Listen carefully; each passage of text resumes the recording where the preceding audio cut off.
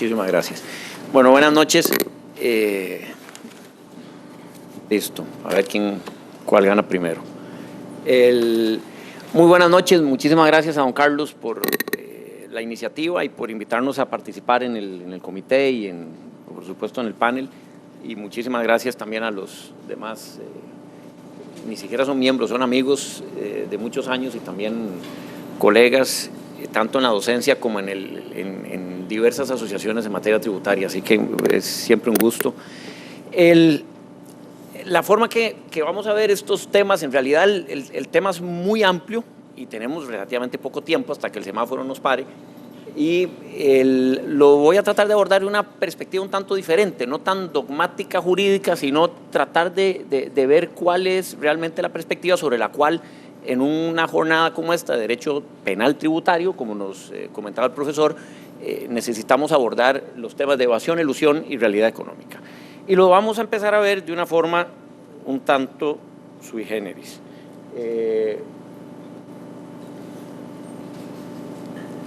Vamos a ver, me comió la tecnología.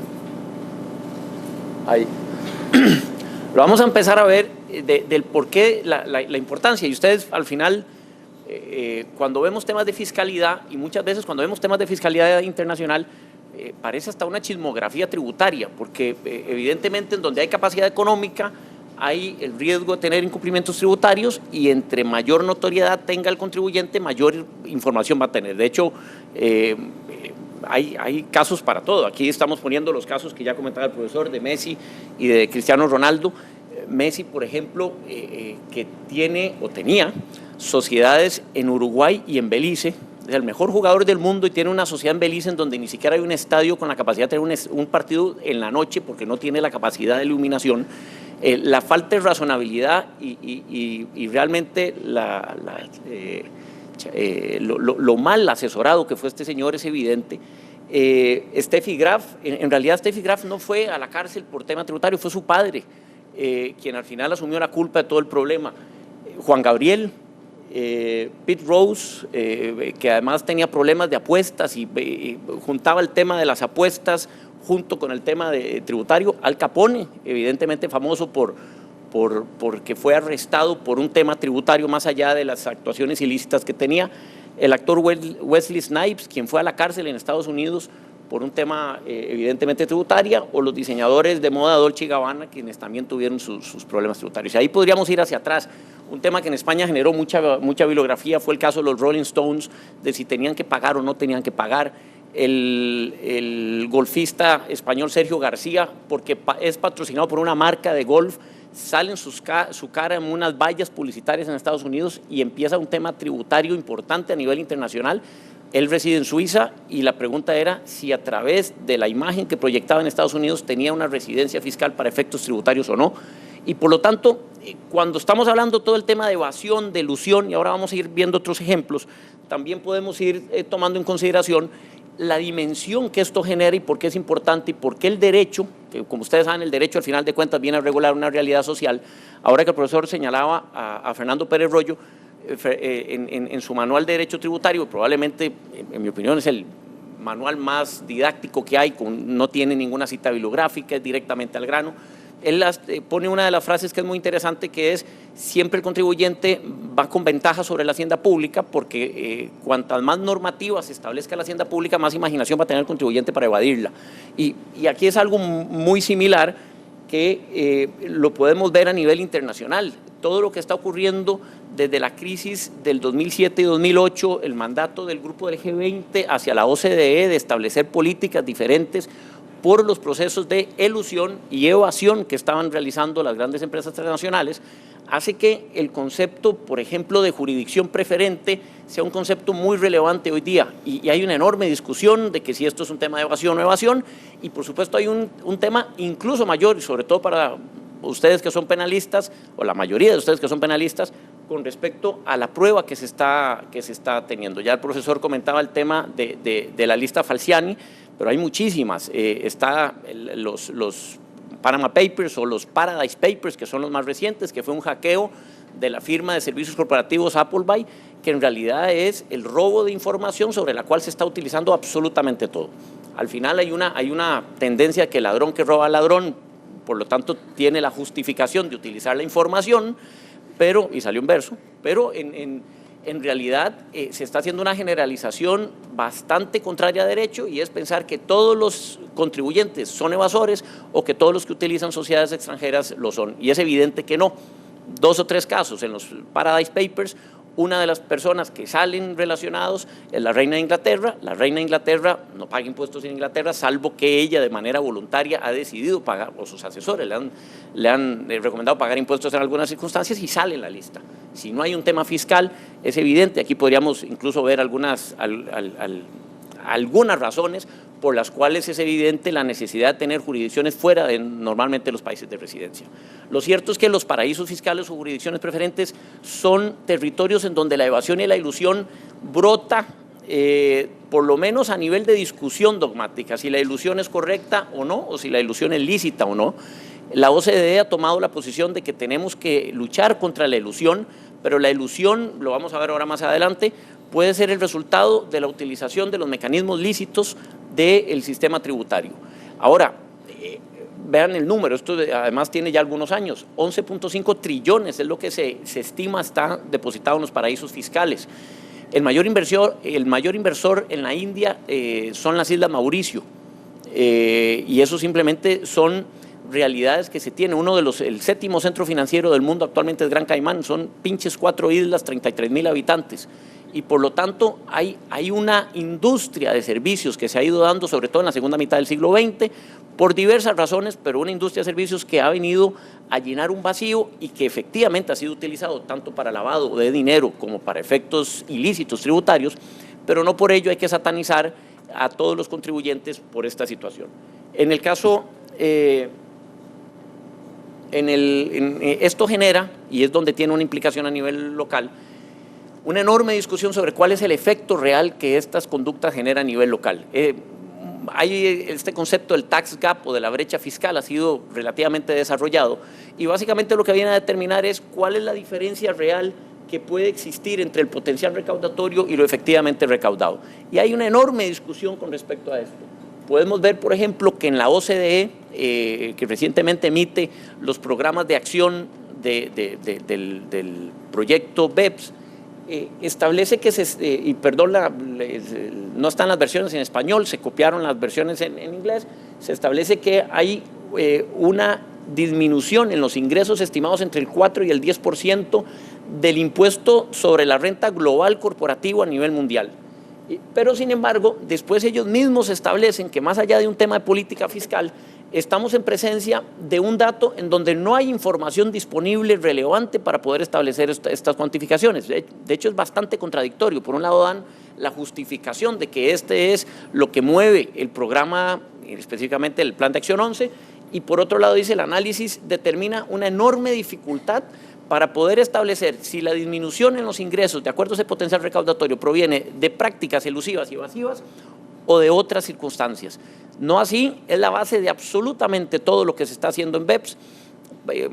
Evidentemente no vamos a hablar de BEPS porque nos daría mucho tiempo y tenemos poco para ello, pero sí es importante hacer ver que las reformas que hoy día Costa Rica está implementando, que está proponiendo a nivel del Congreso, derivan principalmente de esta noción. Y esta noción que establece que, por ejemplo, en jurisdicciones como Estados Unidos se establece que hay un 84% de cumplimiento. En países o en territorios como el Reino Unido se establece casi cercano al 92%. Así como es criticado que en el caso específico de Costa Rica, estos son los últimos números que logramos obtener, los compañeros de la Administración Tributaria no sé si tendrán algunos más recientes, pero que determinan con respecto al PIB que el total de defraudación, el total de evasión y elusión estimado por Contraloría y por el Ministerio de Hacienda es cercano al 8.22% del PIB. Tomen en cuenta que educación, de acuerdo a la Constitución, es el 8% del PIB. Según estos datos, prácticamente si lográramos llevar a un escenario que es imposible, es irreal y es totalmente ilógico pensar que es cero evasión y cero elusión, tendríamos prácticamente cubierto todo el gasto de educación que requiere el gobierno o que requiere el Estado. Bajo esa premisa, lo que hay que partir es que hay una situación real que el derecho necesariamente debe cubrir, más allá de los temas específicamente evasivos. Hay un tema de aprovechamiento de las alternativas que tiene el Estado. Cuando a finales de la década pasada el G20 empieza a indagar y le pide a la OCDE que indague a las grandes transnacionales, el director general, el CEO de Starbucks, va a la Cámara de los Comunes en el Reino Unido y la directora de la comisión le dice: usted sabe que usted ha evadido impuestos. Y el señor le dice: no, señora, yo simplemente he aplicado las normas que usted mismo como Congreso ha aprobado. Y eso es un reflejo de lo que de alguna manera ha sido el reflejo de las disposiciones de la OCDE. Si al final las normas simplemente han sido utilizadas, pero las normas han sido creadas de manera errónea porque han dejado una serie de agujeros y oportunidades, lo que hay que cambiar es el sistema. Y eso es lo que de alguna manera se ha venido haciendo, que es cambiar el sistema para que todos contribuyan en lo que normalmente se ha venido a dar su cuota justa de contribución, el Fair Share of Taxes, que es la frase que utiliza la OCDE para determinar que todos debemos contribuir en la medida de lo que debemos contribuir, aunque suene un poco de razonamiento. No vamos a entrar en temas de los principios específicos, ya José María y Modesto les comentaron, pero que creo que sí vale la pena ver que los mismos principios que hoy día tenemos nosotros acá son principios que a finales del siglo XVIII ya se manifestaban. Y si uno lee lo que decía Adam Smith en su momento, son principios total y absolutamente aplicables. Nada más leo uno. Dice: los ciudadanos de cualquier gobierno deben contribuir al sostenimiento del gobierno en cuanto sea posible, en proporción a sus aptitudes, es decir, en proporción a los ingresos que disfruten bajo el marco de la protección estatal. Con solo uno nos determina y nos define el principio de capacidad económica.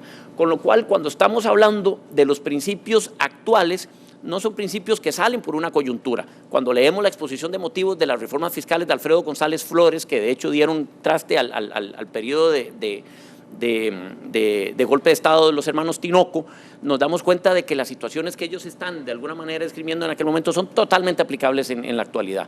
Un grupo paga más, un grupo paga menos, y al final, como vemos en Costa Rica, no es que tengamos una carga fiscal alta o baja, tenemos sin duda alguna una carga fiscal mal distribuida. Algunos asumen una carga fiscal mayor, algunos asumen una carga fiscal menor, y al final de cuentas, a nivel macro, salimos con digamos, en términos futbolísticos, estamos a nivel de tabla entre los países de nuestra región. El tema de la elusión tiene que ver también con la libertad empresarial. Tenemos nosotros una libertad empresarial dado el principio de autonomía de la voluntad, y si ese principio de autonomía de la voluntad, que es el principio de libertad empresarial, lleva de la mano un principio de libertad fiscal. Y la respuesta es evidentemente no. Hay un marco jurídico tributario que tiene que respetarse, y si bien los empresarios y los contribuyentes tienen libertad de estructurar sus negocios de la forma que más les plazca, también es cierto que, dado que estamos bajo un principio de legalidad, bajo un marco de derecho público, tenemos que adherirnos a lo que está en las disposiciones.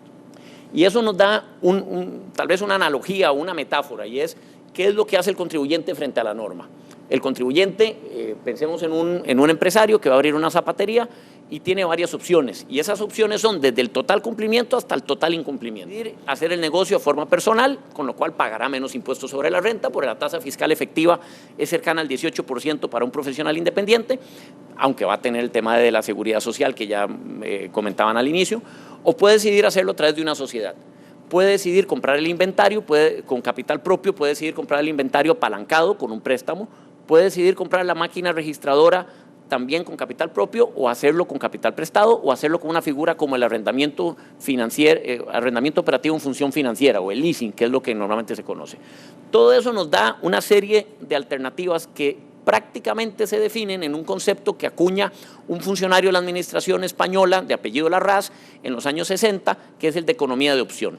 Y el de economía de opción básicamente lo que determina es poder utilizar las herramientas que da el sistema tributario para pagar la menor carga tributaria de la mejor forma posible y en cumplimiento al marco legal establecido. Y bajo esa perspectiva, en Costa Rica se ha dado una situación que curiosamente no se da en otros países, y es que es el propio Tribunal Fiscal Administrativo quien nos garantiza que los contribuyentes tenemos el derecho a la planificación fiscal, situación que fue también validada por la Sala Primera en el año 2009, y que básicamente lo que dice es que podemos buscar la manera más rentable de establecer un negocio, y que por ello la administración tributaria no tiene por esa sola situación que generar un ajuste tributario al contribuyente. Esto, evidentemente, es todo un tema, porque hay situaciones subjetivas que la administración puede considerar de manera diferente al contribuyente, pero que también el contribuyente, tampoco hay que generalizarlo siempre a favor, el contribuyente también extiende de manera abusiva normalmente esta situación. Ante estas irregularidades, el sistema establece algunas válvulas de escape y por lo tanto establece que cuando hay procedimientos elusivos las válvulas de escape son unas y cuando hay procedimientos evasivos las válvulas de escape o de sanción son otras. A nivel general vale la pena establecer y de forma muy conceptual, ustedes son evidentemente conocedores del tema, en un concepto de evasión lo que hay es un choque frontal con la norma porque los elementos del hecho generador se cumplen. Y cuando se cumplen los elementos del hecho generador, lo que corresponde es pasar a la consecuencia fiscal, que es la obligación patrimonial, pago de impuestos, o la obligación formal. Ejemplo, inscribirme. Si cumplo con todos los elementos del hecho generador, pero teniendo que ir a la obligación material, no la hago, estamos en un caso de evasión. En un caso de elusión, los elementos del hecho generador ni siquiera se cumplen. Rodeamos el hecho generador y llegamos al mismo camino, pero por otra vía. El ejemplo más sencillo es el de dos partes que no es aplicable en Costa Rica, porque ya fue regulado, pero a nivel por lo menos de exposición sirve. A quiere vender un carro, B quiere comprárselo. Si lo venden de manera directa, hay un impuesto de traspaso. Entonces, lo que hacen es que los dos constituyen una sociedad a través de un contrato societario. A aporta el vehículo, B aporta el precio y una vez constituida la sociedad, disuelve la entidad en donde cada uno se adjudica la parte contraria a lo que aportó. Al final le dieron vuelta al hecho generador, no contrariaron el hecho generador de manera directa, pero sí contrariaron al sistema en su globalidad. Es una situación de fraude, de evasión, de elusión o de fraude de ley. Nosotros tenemos dos cláusulas generales antielusivas en Costa Rica. Una que es precisamente la de fraude de ley, que es la del artículo 10 del Código Civil, que como está en el título preliminar es aplicable a todo el sistema y que básicamente lo que dice es va a interpretar de manera extensiva la norma defraudada y de manera restrictiva la norma de cobertura. Y también tenemos otra cláusula general antielusiva que es la del principio de la realidad económica, que está en el Código de Normas y Procedimientos Tributarios y que básicamente lo que nos determina en 3 pinches párrafos es que si se da una disminución de la carga fiscal, el intérprete de la norma, sea la administración o el contribuyente, pueden dispensar las formas jurídicas adoptadas por el contribuyente y ver la verdadera realidad sobre la cual fue descrita el hecho generador. Eso quiere decir que si el hecho generador decía tiene que ser en escritura pública, solo por escritura pública deberá hacerse y hay un elemento jurídico. Pero si lo que importa en el hecho generador es el traspaso, si el traspaso se hizo por escritura pública, por contrato societario, por un contrato de fideicomiso o por cualquier otra circunstancia, la situación económica específica es la que vale y por lo tanto el intérprete puede desconocer todas esas vías jurídicas y atenerse única y exclusivamente a la realidad. Don Gabriel Casabollero, ahora que lo comentaba José María, Gabriel siempre nos decía que en Costa Rica la llamábamos principio de realidad económica y creo que hasta que él vino nos dimos cuenta que ninguno de los 3 párrafos decía la palabra económica ni economía. Al final es la realidad. Si la realidad, no es económica, sin llegar ya digamos al absurdo jurídico, que todo lo que se integra, que no es absurdo, pero es tal vez algo exagerado jurídicamente, todo lo que se integra al hecho generador ya deja de ser económico, sociológico o contable y pasa a ser meramente jurídico, al final de cuentas lo que tenemos aquí es una válvula de escape del sistema que es lo que nos permite llevar a cabo una serie de interpretaciones sin la necesidad de ir a impugnarle al contribuyente en un procedimiento y simplemente de manera interpretativa. La jurisprudencia en todos estos casos ha variado. En el año 79 hay una sentencia de la Sala de Casación donde se dice el principio de realidad económica modernamente percibido, y el principio de realidad económica se introduce en la ordenanza tributaria alemana de 1919 que establece José María en el artículo 4º, y básicamente lo que viene a establecer en ese momento es la preponderancia de las formas, y que fue en la misma Alemania en donde decidieron eliminar ese principio porque estaba el principio de interpretación según la finalidad de la norma que hacía prácticamente lo mismo, y por lo tanto aquí la jurisprudencia nos decía que era el novedoso principio y que ya en el 79 había sido totalmente derogado. En todo caso ha sido utilizado, se sigue utilizando y son prácticamente la base de todo un desarrollo jurisprudencial que ha venido dándose a lo largo de los tiempos. Es prácticamente lo que quería compartir con ustedes, es una forma quizás un tanto diferente de abordar el tema, quizás lo que he querido es hacer un poco más práctico y obviamente ahora nos quedará un buen espacio de preguntas y respuestas en caso que alguno quisiera abarcarlo. Muchísimas gracias.